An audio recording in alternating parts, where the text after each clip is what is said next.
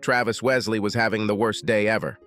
After all, it's not every day that your beautiful wife of 23 years announces that she's going out with other men, starting this evening. Travis sat silently at the kitchen table, his hand wrapped around a glass of monkey shoulder scotch.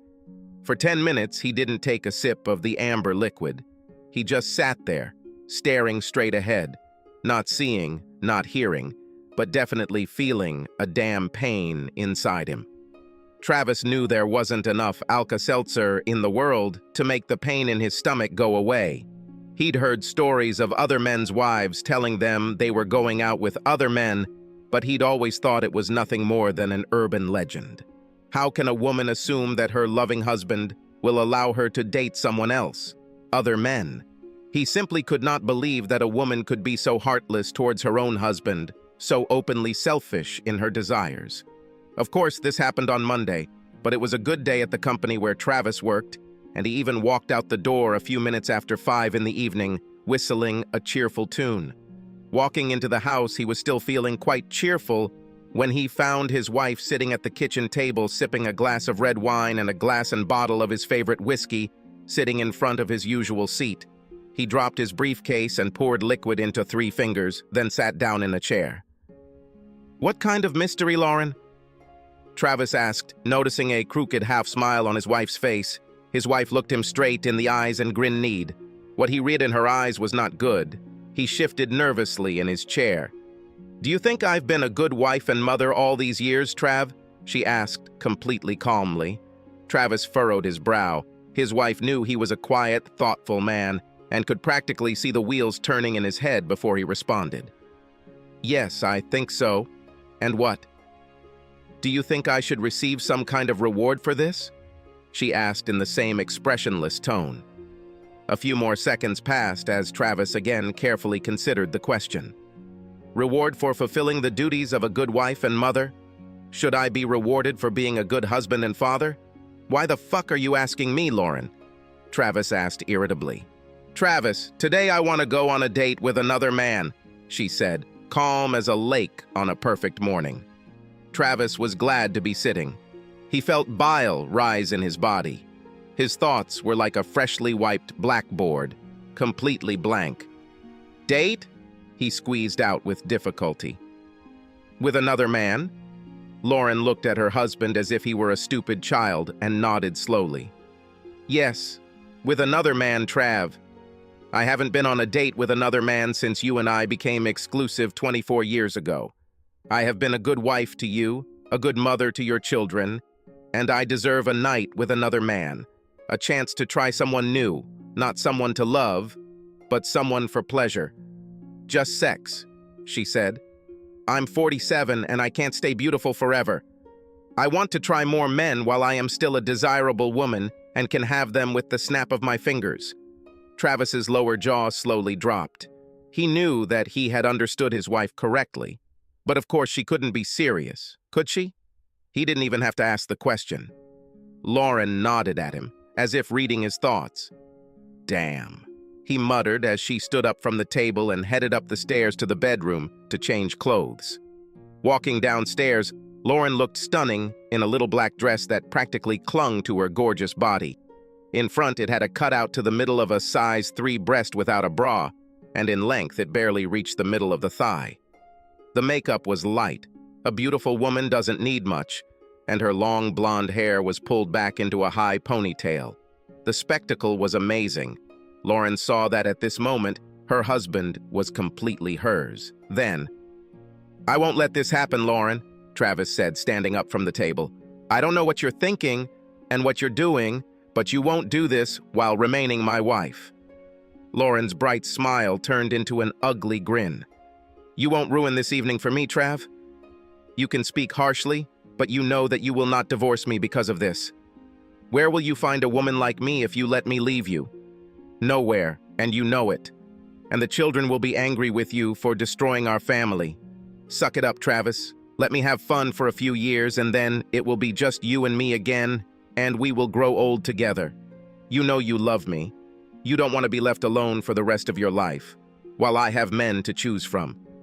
The sound of a car horn sounded. Lauren grabbed a small bag and walked over to Travis, trying to kiss him goodbye. Her husband shuddered as if from a slight shock and pulled away to the side. Lauren looked surprised and hurt for a moment, then her expression turned to anger. "I'll be back home. I don't know when," she said, leaving. He watched in horror as she walked out the door. Could his 23-year marriage be over? It looks like, he thought. Lauren didn't even look back at him as she walked out the door. Scientists have established a sad but true fact. People with good looks have an advantage in life over their more ordinary peers. They make friends more easily, they receive more attention, and teachers are more inclined to give them better grades. In Lauren's case, it worked that way, and only got worse when she turned 13 and her breasts fully developed. She quickly learned that if she batted her eyes and smiled, she could get almost any boy she wanted. And for those boys who were playing hard to get, she simply puffed out her chest a little, and the deal was sealed. Like virtually every boy she came into contact with, Travis fell under Lauren's spell almost from the first time he met her. His family moved to the city the summer just before he entered 8th grade. He met Lauren on the first day of school and was quickly captivated. Travis was a good athlete and was popular with other students. He eventually plucked up the courage to ask Lauren out on a high school date, and she accepted. They became a couple and lasted until the first weeks of their junior year at the local high school, when Lauren dumped the young man in favor of Landon Estes Jr., who was a starter on the school's football team. Travis at that moment had a height of 1.63 meters and a weight of 50 kilograms, while Estes was 1.88 meters and 86 kilograms. Although his feelings were hurt, Travis accepted his fate. He knew Lauren was out of his league in terms of looks. Heck, most of the boys at school weren't in Lauren's league when it came to looks. Because Lauren was dating a football player, she hung out with the popular kids at school. Travis was one of the faceless minions roaming the hallways. He dated and became friends with selected students, but did not communicate with Lauren Somas during his school years. He noted that the few times she came face to face with him, she acted as if he were a complete stranger. The first time it happened, he was angry, but then he learned to accept it. By his senior year, Travis had grown 23 centimeters and gained 18 kilograms. He was a handsome and athletic young man, but he was far from Lauren. Of course, few were like that. He came to the prom with his attractive but not spectacular girlfriend. That evening, they gave each other their virginity. Lauren was the prom queen, and her date was the prom king. They also had sex after graduation, but before this event, she was far from a virgin. Sometimes she was manipulated, sometimes she was manipulated. Sex was always on the menu for any guy lucky enough to date Lauren. After high school, Travis attended Michigan State University to study accounting. During his 4 years of study, he dated several girls, but he did not have serious romances. Lauren attended Central Michigan University and majored in marketing. She dated and slept with a lot of men during her college years, including a marketing professor when she needed to turn a B into an A. After years of being the object of desire, Lauren had become very good at the game. By pure coincidence, they both got jobs in Grand Rapids after graduating from college. About a year after graduating from university, Travis and several of his work colleagues were enjoying a Friday night at a popular bar and restaurant when Lauren walked in with 2 women. All heads immediately turned to look at the striking woman in the short green dress with a low neckline. Lauren barely paid any attention to it because at that moment it was expected and she was used to it. "Who is this goddess?" Steve White croaked to the entire table of colleagues. Without having time to think about his words, Travis reflexively replied, "This, ladies and gentlemen, is Lauren Soames, goddess and your humble servant's 8th grade girlfriend." Every head at the table turned from the woman to Travis, many of them with their mouths open. "Have you met her?" one of them asked incredulously. Travis winced in displeasure. He hated drawing attention to himself, any attention. "I was about 14. As soon as we reached senior high school, I was covered with a copper basin, and she ignored me all 4 years. As if I were the invisible man," he said quietly. So do you at least have a good story about groping? One of the women at the table joked. The whole team burst into cheerful laughter. This made Lauren and her friends look at each other. For a moment she thought she recognized one of the men at the table, but she wasn't sure. The trio sat down at a nearby table, with Lauren sitting facing the table of the man she considered familiar. "Dude, aren't you gonna come over and say hi?" White asked. "Jesus, Steve, you're drooling." "Very unimpressive," said the first interviewee, Casey Gardello. "She pretended not to know me for 4 years."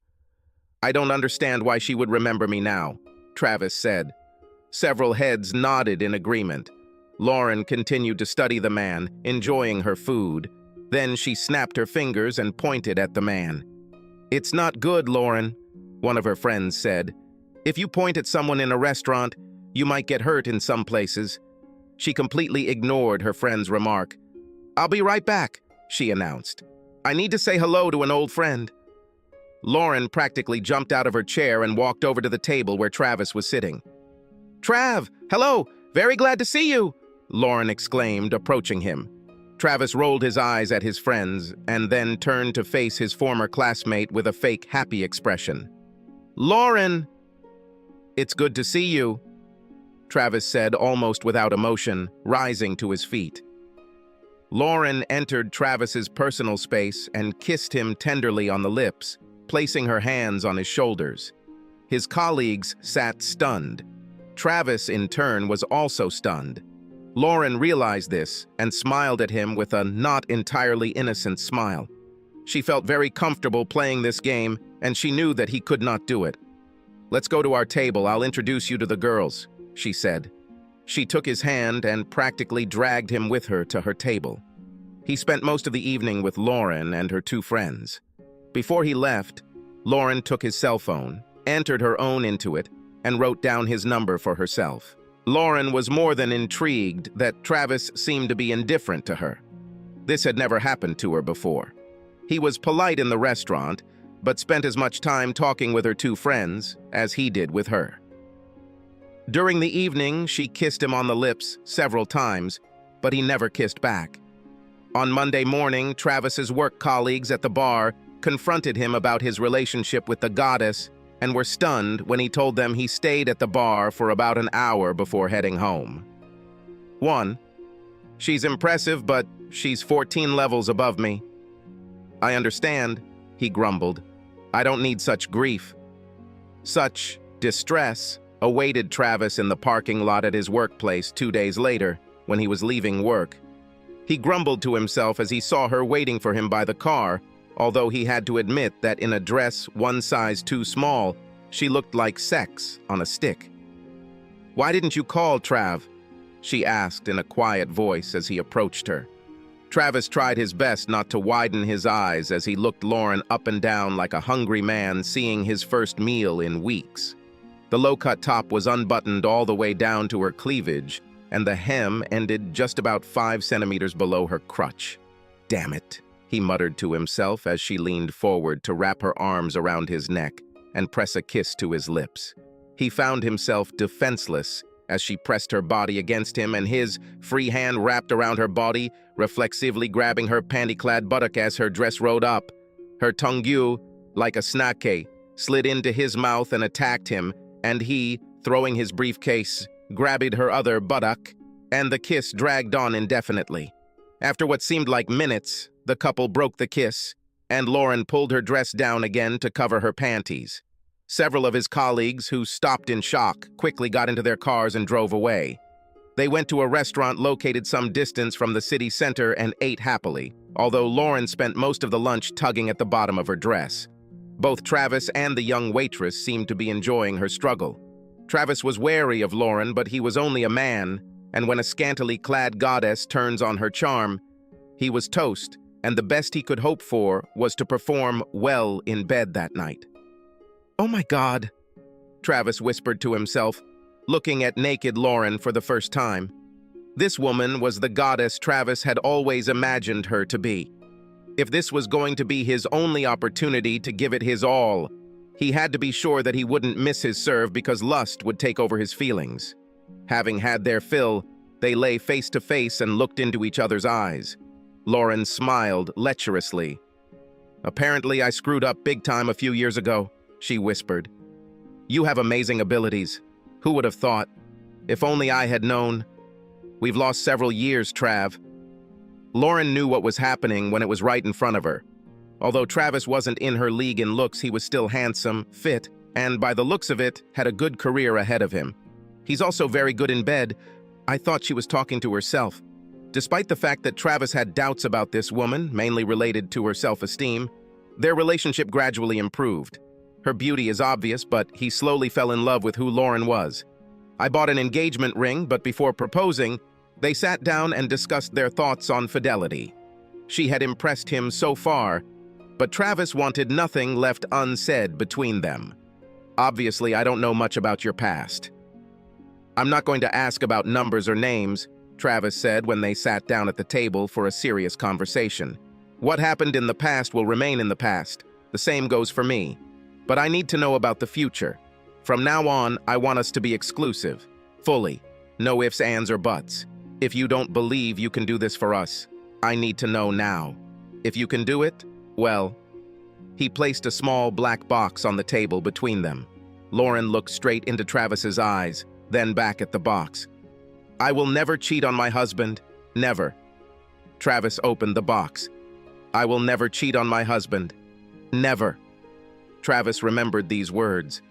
Apparently, his wife does not consider this cheating, since she warned him in advance. He knew that wasn't true. She hoped that he would take it that way, because if he didn't accept it.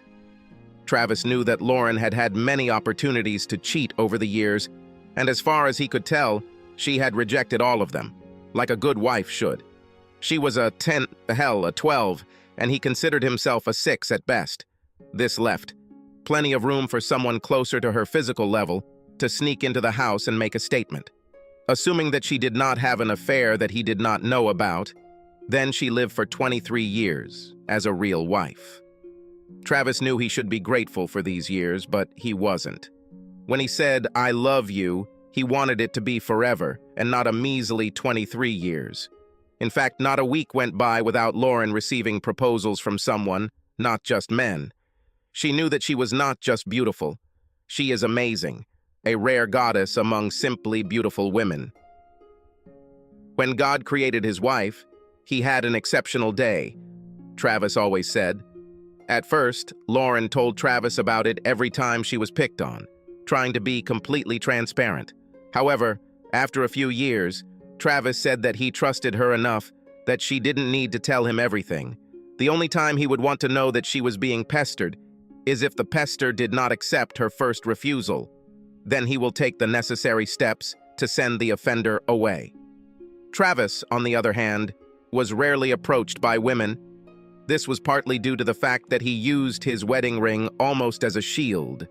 Within minutes of meeting the woman, Travis spoke in glowing terms about his wife and children, which usually extinguished any sparks that might have flared. He didn't even realize what he was doing, and most women shut down before they even had a chance to flirt. Lauren had no idea that her husband was turning off potential flirts, or worse. The almost fairy tale marriage lasted 22 years before Rosa Esposito entered the proverbial Garden of Eden, or rather, came to work at the same public relations firm as Lauren. In the words of a Bob Seger song, she was a dark-haired beauty with big brown eyes and big breasts. Men were attracted like a strong magnet attracts metal. In any other office, she would have been an alpha female, but at Superior Solutions, she became, at best, a faithful assistant to the sexiest woman on the planet. 42-year-old Rose had been married for 15 years, but, according to her own words, she was not a fan of it. She had several affairs with her husband's knowledge and several more without his knowledge, and she often shared stories of her adventures with Lauren. She was a very good storyteller, and in her stories, sex with most of her lovers seemed fantastic. "So you haven't tried anyone since you got married? You're just a rock woman, but I don't believe that you don't want this," Rose said one day at work during a coffee break. "Well, I'm not saying I'm not curious, but I would never cheat on Travis," Lauren said. In recent months, Lauren has noticed that she doesn't feel like she gets as much attention from men in bars and restaurants as she used to. More than once, she noticed that the looks that were previously directed at her were received by younger women and began to doubt her abilities to visually attract. Let's play the what-if game. What if hubby lets you try? What then? Asked Rose. Lauren's face showed that she had never thought about such a scenario before. The wheels in her head were spinning madly. I guess if I had permission, then it would be a completely different story, Lauren admitted with a mischievous grin. Have you ever thought about asking permission? Asked Rose. You know that everything worth having is worth asking. Lauren had never thought about this before. Her face lit up, then went dark. He will never give me permission. Never, Lauren said. Should I do everything for you? Asked Rose. Unspoken permission. Tell him, and then take what you want, regardless of his answer. Tell him that he loves you enough to let you do this, that you can get through this because it has nothing to do with love, that you love only him. Travis was awakened by the sound of a car approaching the house. Looking at his watch, he realized that it was a little after 3 o'clock in the morning. A glance at the bottle of Woodford Reserve showed that he had finished about half of it. Great evening, huh? He quipped to Lauren as she walked through the front door. Travis looked closely at the cliché his wife had become. Her hair was combed but tousled, her makeup was missing, her clothes looked rumpled. She didn't look remorseful, but smug. I could say the same to you, she hissed. You didn't have to wait, you know. I am going to sleep. And you? Maybe. But never again in this life with you. He snapped back. Lauren gave him a look of disgust and headed up the stairs. Travis poured 3 more fingers of bourbon into his glass and went back to watching ESPN. Travis spent the night in his folding chair, half sitting, half lying, his stomach grumbling. Around 9, he finally got up from his chair and made himself breakfast. While eating, I heard the shower turn on in the master bathroom. Under normal circumstances, Travis might have expected his wife to come downstairs in a robe and with her hair wrapped in a towel. This morning, she didn't come down for about an hour, and when she came down, her hair was dried, she was dressed and made up, looking impeccable as always. He expected nothing less. Did you happen to leave me something to eat? She asked. I made a big pot of coffee, but cooked the food yourself. And since you're dressed at home, I think now is the time to talk, he said categorically. Lauren was surprised by how emotionless Travis seemed.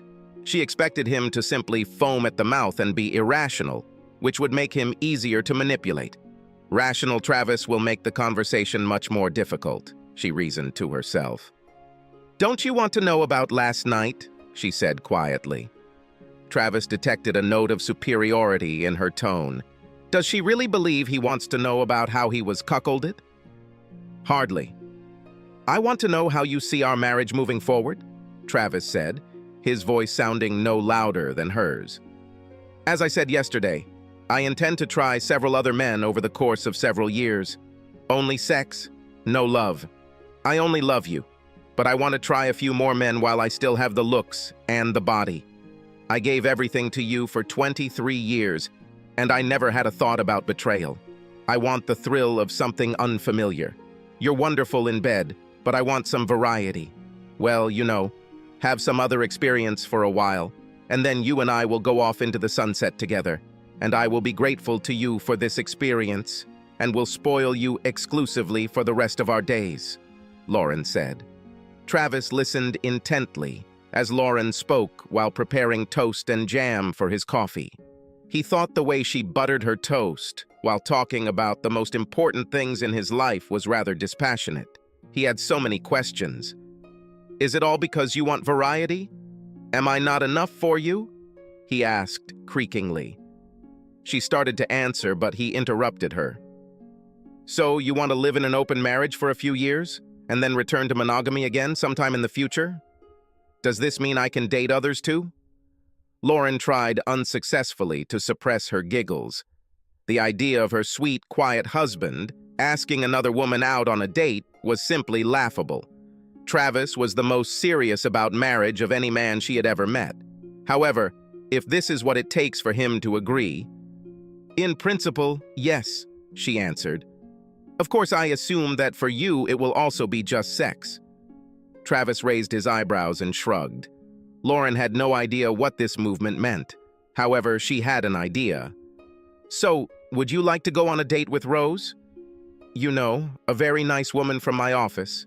I'm sure she'll be happy to agree, Lauren said, knowing that her friend would have no problem having sex with her husband, especially if it meant helping Lauren achieve her goal of having sex with other men and still being married.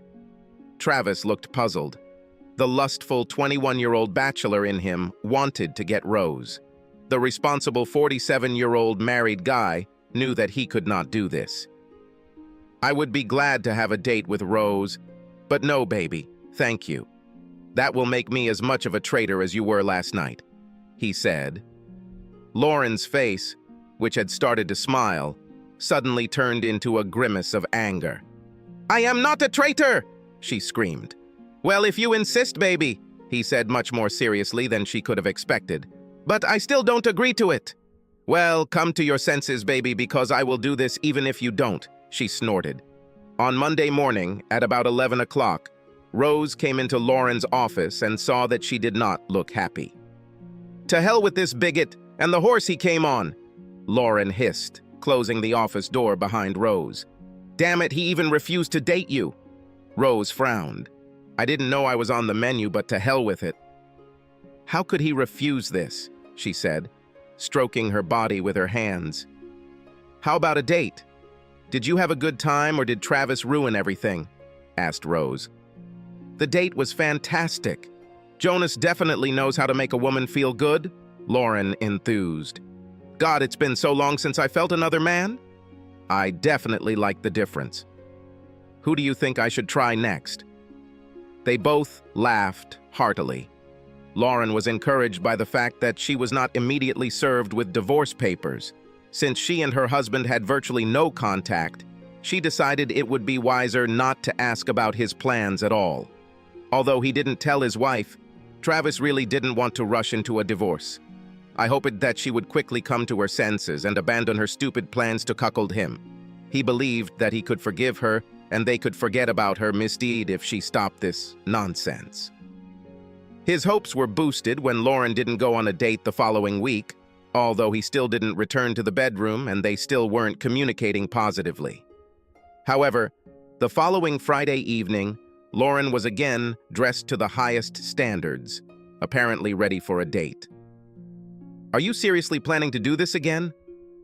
With the same guy, or want to use someone else this week? Travis asked sharply. Damn, Trav, didn't you hear a word I said? It's not about you.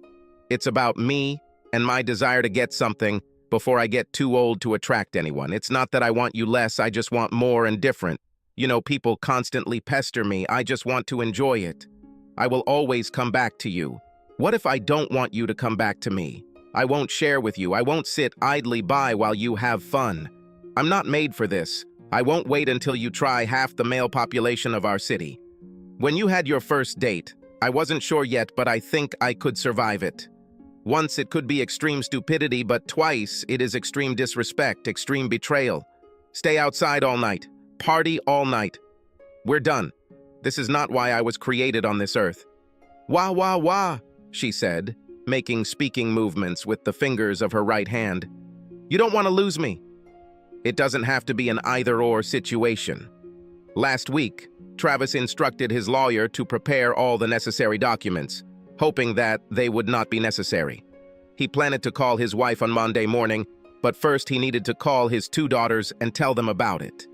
Neither 21-year-old Jackie nor 19-year-old Michelle believed their father when he called them that evening, at least outwardly. But after talking with both, he discovered that his eldest daughter may not have just guessed that something was wrong. So, you knew she was going to create this nightmare and you didn't tell me? He shouted over the phone. You don't think I deserve to know what is going to happen? Please, Daddy. I found myself in a very difficult situation. One of you would not be happy with me one way or another, no matter what I did. Besides, it's her body. It doesn't belong to you. And if she wants to share it... Stop! Do not continue! Travis shouted. "I understand that she put you between us, but don't tell me that she can do whatever she wants, whenever she wants, because this body is hers. We, Dolly, vows. The oath abolishes speech about her body." "I understand, but," she muttered briefly, and then fell silent. "Damn, baby." "I'm sorry, Daddy," she whispered. When Lauren walked through the door at 2 in the morning, Travis was nowhere to be seen. Even though she arrived an hour earlier than her previous date, she looked a little more shabby. Gabriel Esposito was a large, strong man with great physical strength, perhaps the strongest Lauren had ever encountered in bed. By the end of the evening, she could hardly move. She knew that by tomorrow, she would most likely have a couple of bruises from his grip. Overall, it was a great night, she thought. She could enjoy Gabriel another time. Lauren was shocked and embarrassed when she was handed divorce papers at her office on Monday morning. She burst into tears and ran to the ladies' room. A few minutes later, hearing the noise, Rose appeared. "You should have known that he would at least give you the documents," Rose said. "You really hurt him, baby. This is his way of hurting you back. An eye for an eye. Men are such children. He's trying to get you to force things. He won't give up his 23-year marriage and half his belongings. Give him a week to be alone, and he'll come crawling back." Straightening up, Lauren returned to her desk, picked up her phone, and immediately dialed her husband's number. "How could you do this to me? In the office, in front of everyone. I know you're hurting, but I deserve better, Trav," she practically screamed into the phone. "After 23 years, don't I deserve something better than you unilaterally deciding to open our marriage? If I'm not right for you, couldn't you have just warned me in advance, and we could have parted ways like civilized people?" Travis said. "I don't want civility. I don't want to get a divorce. I still love you." "You still love me," she wailed. "I still love you, but every time you have sex with someone else, that love diminishes," he growled. "My love is not a bottomless well. Like you, I always thought this was true. Who knows? Maybe we were both wrong." Lauren fought for a divorce. Her lawyer requested and received marriage counseling, although Travis was adamantly opposed. Lauren smiled and Travis frowned as they were ushered into the consultant's inner sanctum and found Lillian Camacho sitting in one of the chairs at the consultant's desk.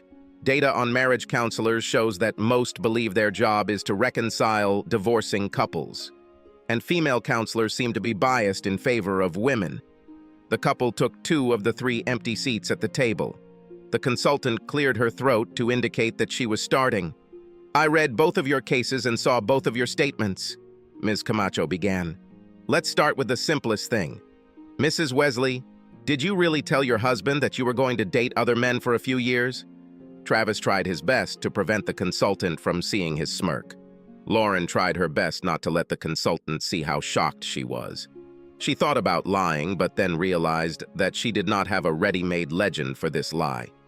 Yes, I told him about it," she answered quietly.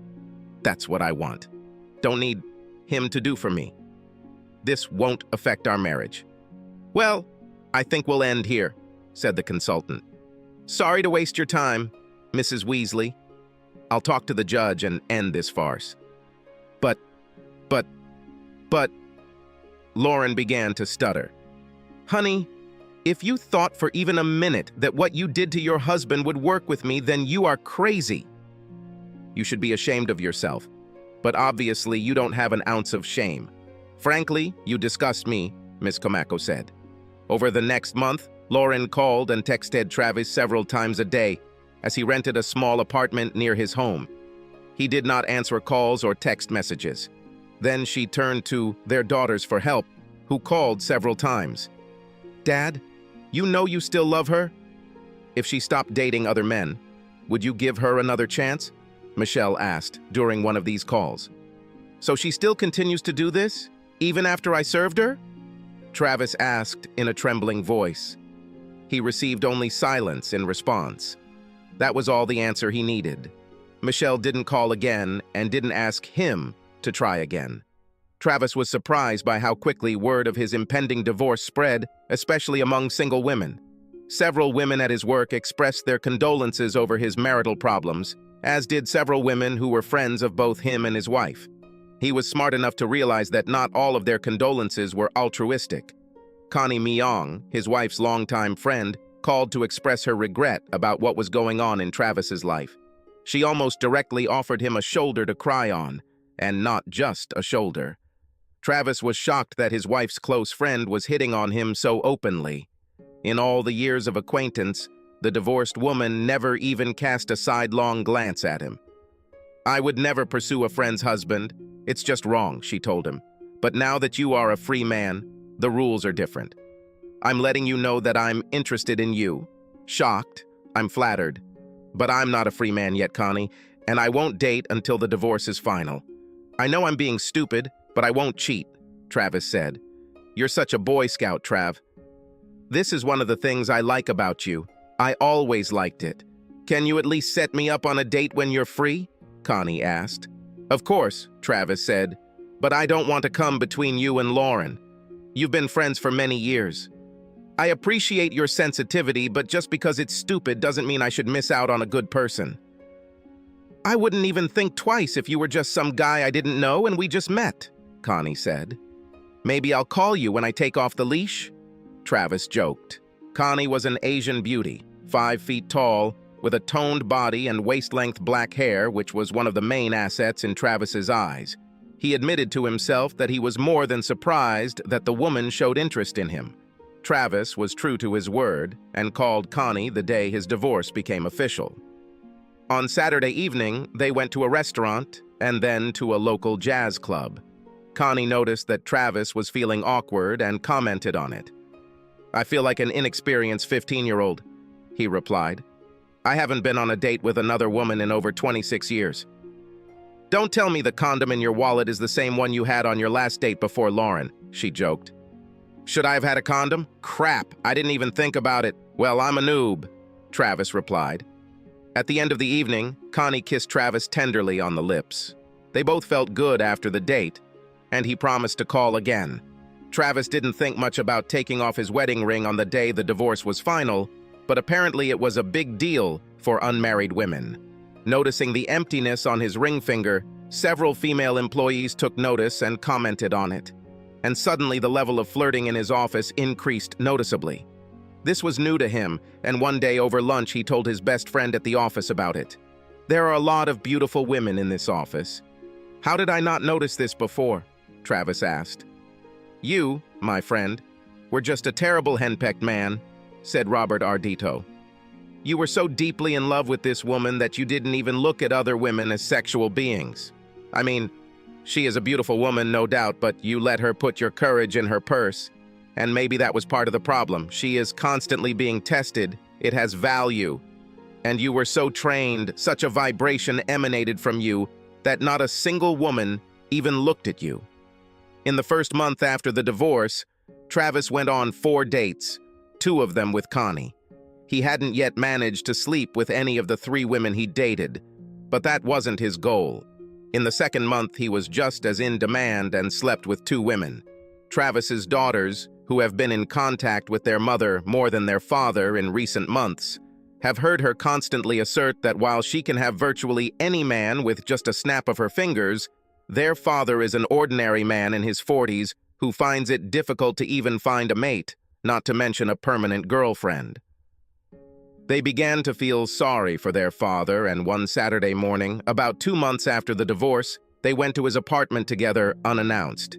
Travis was unhappy that he was woken up at 8:36, especially since he had entertained his companion until late the night before.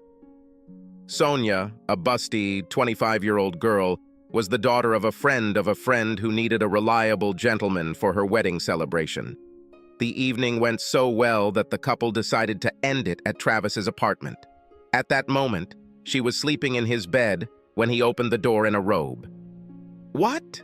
he asked, throwing open the door, and saw the smiling faces of his daughters, who were holding bags of bagels, smoked salmon, and cream cheese. "Hello, Father. Could your 2 beloved daughters come over for breakfast?" Jackie said as the couple entered the house.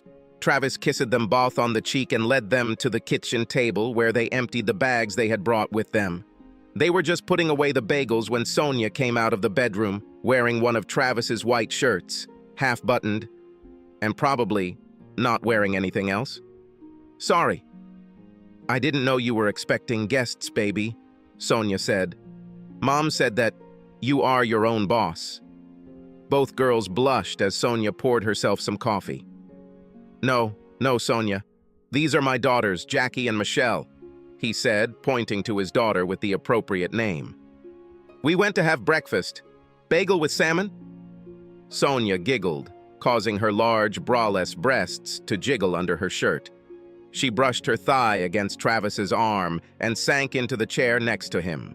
The four of them engaged in normal small talk for a while until Jackie asked if Travis had spoken to Lauren lately. He frowned for the first time in days. Until this moment, he had believed that it was almost impossible to get upset when being around Sonia, although she was a little hard for his 48-year-old body.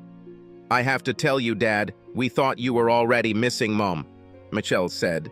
"We know that she misses you, but I thought that when I was gone, she would live her life to the fullest. I know that I was an anchor for her, though she was hanging out with them two at a time in our old bed." "Dad!" Jackie exclaimed while Sonia giggled and Michelle frowned. "She's not a lecher, you know." "Really? Think about this for a second. How many different guys has she had sex with since we broke up? And those two that I knew about before I left?" Both girls blushed and lowered their heads. "Wow. If it's 2 guys a month for, what? 10 months. That's 20 different guys. With 3 guys a month, 30. For me, there are a lot of guys," said Sonia. If looks could kill, Travis' daughters would have Sonia in her grave in a matter of seconds. She was well aware of this fact.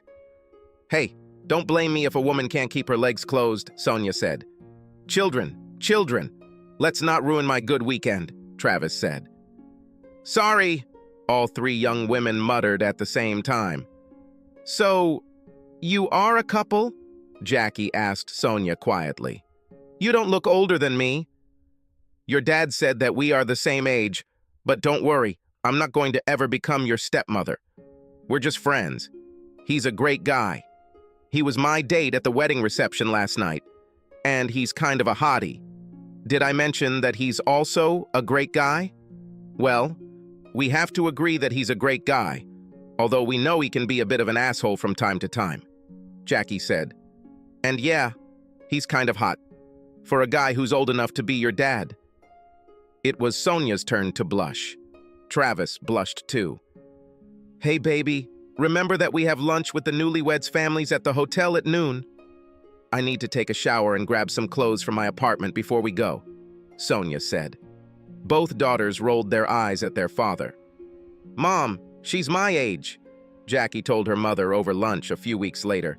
And it didn't look like a one-off. They spent quite a long time together. They enjoyed each other's company. "I don't think he'll crawl to you soon, Mom." "No, you just caught him on a lucky day. He was probably helping a friend's child and got lucky. She is probably a girl of easy virtue who will have sex with anyone. Your dad is a great guy, but he's not a stud, Jackie." Jackie raised her eyebrows at her mother. "You always seemed pleased with him, until you told him you were going to leave him. Why didn't you just cheat on him without telling him? Wouldn't that be a lot easier? You might as well have the cake and eat it too." "That would be cheating, Jackie, and if he caught me, well, then we would break up. Having told him about this, I didn't cheat, and was sure that he would give me what I wanted when he realized what exactly he would lose. I must admit I did not expect a divorce. I never thought he would have the guts to do it. Mom, I think you mistook love for weakness. And somewhere along the way, you decided that everything depended solely on you. Was it all worth it?" For the first time, Lauren's face showed the stress of what she had to endure. From Rose's lips, everything sounded much better than it actually turned out to be. She couldn't tell her daughter that the sex was normal, but no, it wasn't worth it. She also couldn't tell her daughter that she never thought that Travis would do anything other than sit around and pine for his beautiful ex-wife. She was so self-absorbed that she had no idea that a handsome, if not gorgeous man, with great character, intelligence, and a solid job could be very attractive in the singles market. And not just for middle-aged women. She knew that after the divorce, her ex-husband dated several women, including her old friend Connie, and now with some young woman of easy virtue, the same age as their eldest daughter. Instead of sitting at home and mourning his past life, he goes on dates like a single 20-year-old and gets more attention than he deserves. She didn't tell Connie when she found out her friend was dating her ex for the first time, figuring it was some kind of pity date, but the second date was completely unnecessary, and she told Connie privately, in a rather loud tone. "I thought we were friends, Con," Lauren said. "You should be on my side. We girls have to have each other's backs. But he didn't do anything wrong to you, Lauren. And he is a good guy. Great. He is everything I want in a man. Why don't I date Trev? Hell, women are lining up to go on dates with him. He's prime-age beef on the hook, girl. And he is a great gentleman. And great in bed, too. I will go on a date with him any time he invites me." How could you drive such a man away? Lauren silently stared at her friend with her mouth open. She was just beginning to realize that her mistake was growing by leaps and bounds. She loves Travis and hates coming back to an empty house at the end of the day. She hates sleeping alone at night. Travis, of course, could not have imagined that his life would become so exciting. He would be quite happy if his old, boring life remained as it was. But other than that, life suited him quite well. Work is good, social life is great. He enjoys being with several women of different ages, and most of his dates end in bed. He's certainly not looking for a long-term partner at the moment, but he sure enjoyed the smorgasbord. There is more to life than just being married to a beautiful woman. Marla Goodling's shoulder-length silver hair had several streaks of purple in a ponytail that came out of a hole in the back of her Chicago Cubs baseball cap. Her blue Cubs t-shirt was perhaps a size too tight on her ample chest, and her light blue Levi's were as tight as most of the 20-year-olds in the stands, despite the fact that she was 60 years old. In the left field bleachers at Wrigley Field, she drew more than her fair share of stares. One of the people looking at her appraisingly was the man she was with, Travis Wesley, the ex-husband of one of her long-team employees, Lauren Wesley. He and Travis attended a Cubs game as part of a weekend trip to Chicago. Marla worked with Lauren Wesley for over 15 years. I met Travis at several corporate events where he accompanied his then-wife and always thought he was a handsome and pleasant guy. She knew that she and Lauren had divorced about 2 years ago. Marla had been a widow for about 5 years. Her longtime husband had died in a car accident. During this time, she went on only one date, after which she decided to find out Travis's phone number. Yes, Travis remembered her. He thought it was hard to forget a woman who seemed to exude both style and beauty. He would like to go to dinner with her. Absolutely, he replied. This was several months before this moment. The first date took place in an expensive restaurant, after which there was a concert at the Philharmonic, and tickets for the concert were provided by Marla. The evening ended with them kissing at the front door of her house. The second date was a Saturday hike on the trail, and the woman giggled several times when a clearly tired Travis had to take short breaks during the day. It appears she and her late husband were avid climbers and hikers, and although Travis thought he was in good shape, it turns out he was wrong. He also learned that Marla had a toned body for an older woman and mesmerizing gray eyes. The date ended with Marla and Travis making tender love on the rug in the living room of her home, after they had a steamy makeout session on the sofa. She intrigued him with her combination of wealthy class and girl-next-door freshness. Marla happily agreed when Travis suggested she spend the weekend sightseeing in Chicago as part of their third date. On their first date, Marla told Travis that she had no intention of telling Lauren that they were dating. If asked, she would not have denied it, but she was not going to advertise this fact. Marla also told Travis that Lauren told her co-workers that she and Travis were getting a divorce due to irreconcilable differences. Travis told Marla the same story he told everyone else. Lauren had cheated on him with at least 2 different men. He didn't elaborate further. In the 2 years since his divorce, Travis has developed several strong relationships and enjoyed what he considers an amazing sex life. All of his partners had a good opinion of him, and some of them hoped that they would be considered when Travis decided to trust women again and get married. Lauren worked in a different direction. As she told her then-husband before their first date, she was simply looking for sexual satisfaction, while she still had the looks to attract almost any man. She was not looking for an emotional relationship like most of her partners. This major difference between the two ex-partners will be a problem for Jackie. She and her mother were deep in preparations for the upcoming wedding, which her father was happily paying for, when Lauren told her daughter that she thought both parents should attend the wedding unaccompanied so there would be less tension. Jackie quickly agreed with this idea and conveyed it to her father that same week when they chatted over lunch. "Does this brilliant idea come from you or from your mother?" Travis asked sternly. "I plan to bring a lady with me. I'm paying for this holiday and I'm going to have a lot of fun with the one I bring. Hell, I've been taking dance lessons for about a year now, ever since you announced your engagement. Have you taken dance lessons? Seriously? Just for my wedding? This is so cute. But..." "No buts, Jackie. She apparently doesn't have anyone she considers close enough to invite, so she's trying to put pressure on me. And again, she acts like a selfish bitch and tries to manipulate the situation in her favor. Sorry, baby, but I won't be showing up to my daughter's wedding without a date. If you don't have the courage to tell her about it, then I certainly will. She can go alone or take a gentleman with her. That's her business." "I'll bring the lady with me," Travis said. "Got it, Dad? I will tell her. Your point is correct, and I really want to see you dance. But could you still bring someone older than me?" "I can do this, baby, but you really should watch how Sonia and I dance." Travis smiled widely and received a wide smile in response. Travis took Connie Myong with him to the wedding. Travis thinks she looks great in the sea green dress she bought and he paid for. They quarreled because he bought this dress. Travis explained to the woman that since he was the father of the bride and would be wearing a tuxedo, she needed a new dress, which he would be happy to buy. "And yes, I understand that it also requires shoes," he told her with a wide smile on his face. Walking his eldest daughter down the aisle was one of the greatest and worst experiences of Travis's life. All the other fathers who had told Travis it would happen had hit the mark, he noted to himself. Still, it was a wonderful day, he had to admit. He, Connie, and his children had fun and danced until late at night. The only moment that caused discord on this day was the appearance of his ex-wife with her own gentleman.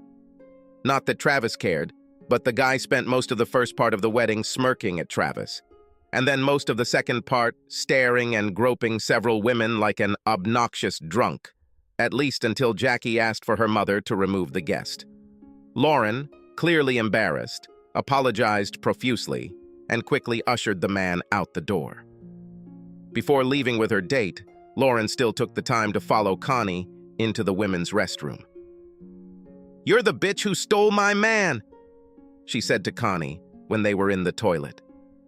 "I'm sorry, but I've never stolen a man from anyone," Connie answered. "He divorced you before we even started dating. You have no one to blame for this divorce but yourself. You threw away a great man for cheap sex." Lauren's face turned purple. Her eyes, which had initially been staring intently at the other woman, suddenly dimmed. She lowered her head and stood motionless as Connie walked out the door. Connie never said a word to Travis or the family because she didn't want to ruin their special day. A few months after the wedding, Michelle visited her father and seemed restless. Travis watched her for a moment before asking the question. "Okay, Mitch, what's going on? You've been kind of nervous all evening." Michelle blushed deeply and began to stutter. Travis knew something was very wrong. Dad, you know, Mom talks about getting back together with you from time to time. About how she will win you over when she stops having sex with other guys. You two didn't have sex or anything, did you?" she asked.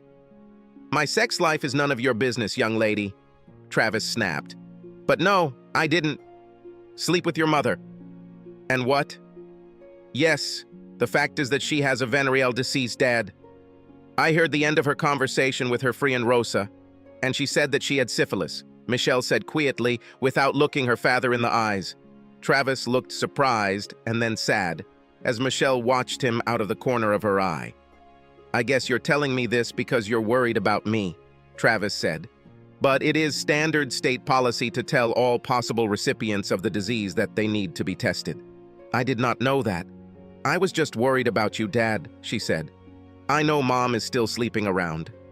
Several of my friends warned me that she was quite slutty.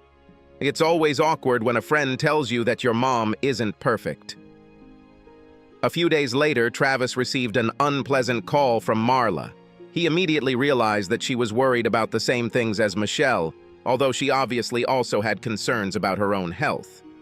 If you're wondering if I slept with my ex, the answer is not just no, but hell no, Travis said. Believe me, Marla, I understand your concern. But I can't help the fact that my ex is a scandal. The scandal is the nicest thing I've heard about her in a long time, Marla said. In recent months, her active activities outside the home have become the subject of gossip on the sidelines. It seems like the longer she's single, the more she loses her guard. Lauren used her STD as a starting point in her plan to get Travis back. She was satisfied that she had had enough men to last her for the rest of her life, and 6 months after the doctor said she was cured, she began a plan to get Travis back. She was still slightly resentful of Travis for divorcing her the first time, which was not her original plan. She believed that her then-husband would never dare to divorce a woman like her, knowing that the likelihood that he could find another in her class was small. This plan might have worked if other women had not started hunting Travis. Lauren had no doubt that she was a treasure. She didn't expect Travis to be as attracted to other women. I know he's a great guy, but can't these women see that he's nowhere near my level of sexuality? She said to Rose one day, as both women sipped margaritas at the bar, awaiting their dates for the evening. Rose pushed her friend to her current lifestyle. She knew that Travis was quite handsome, but she greatly underestimated the depth of his personality, also because he always obeyed his wife. She expected Travis to just sit around and mope while his wife had fun with other men. Who knew that Travis had such an inner core? Lauren and Rose had been keeping an eye on Travis since Lauren gave him the ultimatum. And in truth, it turned out that his post-divorce sex life was almost as intense as Lauren's. If Lauren had been more honest with herself, she might have admitted that her ex-husband's sex life seemed to be much better from an emotional standpoint. Travis went on dates and seemed to genuinely have fun with his partners. Lauren only had sex with her own people, although not with any of them after contracting an STD. She noted that it was a long lull. Maybe it's time for him and Travis to get back together, Lauren concluded. Travis was more than surprised by the voice on the other end of the line. He hasn't spoken to his ex-wife for almost 2 years. One of his daughters must have given her his new cell phone number. He did not forbid them to do this, but said that he did not consider it necessary to ever speak to her directly again. "Hi, Trev," she purred in her sweetest tone. "I think it's time for us to talk. And I thought we shouldn't talk until Michelle got married. But since this is not yet the case, maybe we will return to silence again," Travis said. "Still the same Travis. Still trying to deny that you love me. But you know what you love. You know you want me back." "Still the same Lauren," he replied. "You still think that everything revolves around you. Look, Trav, I know you're still mad at me, but I really love you. I probably should have just cheated on you and kept you in the dark, but that would have been cheating. It was still cheating, Lauren. Just because you told me you were going to do it doesn't make it any less real. You did it because you thought I would never give up on you. Do you think I'm that pathetic?" Travis said. "I know you think you're a 10, hell, a 12, but more than that, you're gorgeous. I don't have to live in your shadow. As the last few years have shown me, I am not just the husband of a beautiful woman. Other women want what I have to offer and are willing to repay me emotionally. My last few years have been absolutely wonderful. Why would I want to date a selfish woman again who clearly doesn't respect me? and, no matter what she says, doesn't love me the way I loved her. Loved here in the past tense. After disconnecting, Travis put down the phone and turned to the woman next to him. "Are you ready for the second round?" he asked Sonia. Sonia eventually found her soulmate and married him, but Connie and Marla continued their relationship with Travis. He fell in love with both of them in his own way, but never married again. They also loved him in their own way, and both women accepted this relationship together. Moreover, a few years later, both were invited to attend the wedding of his second daughter, Michelle, with Travis. This did not please Lauren, who did not invite her boyfriend to the wedding. She complained to her daughter, but Michelle did not support her. "After me, Jackie and her family, Connie and Marla, are the two closest people in the world to Dad," Michelle answered. "They love Dad for who he is and put him above their own selfish interests, which not everyone can say about themselves. He was yours, and you left him for more sex. Why? Simply because she was afraid of getting old and thought that he had no other options, that he will never give up on you. Not for anything and not for anyone. Travis was happy with his life, even if it wasn't his first choice. He left a situation that he considered unacceptable. Lauren's life was not one of loneliness and remorse. After all, she was still a beautiful woman, and beautiful women often just need to show up for men to start hitting on them. Lauren was often approached and had quite a few short-term relationships. However, none of them developed into anything long-term. Looking back, Lauren had to admit that she regretted telling her then-husband that she was going to leave him only because she still couldn't come to terms with the fact that Travis had given up on her so easily. How could she have miscalculated so badly, she often wondered to herself. She was a 12 out of 10, but he was only a 6. It shouldn't have ended like this. Subscribe to our channel so that your second chaff doesn't cheat on you, and go ahead and listen to the next story, because this story is nothing compared to the next one. If you're under 18, don't even think about listening to the next one.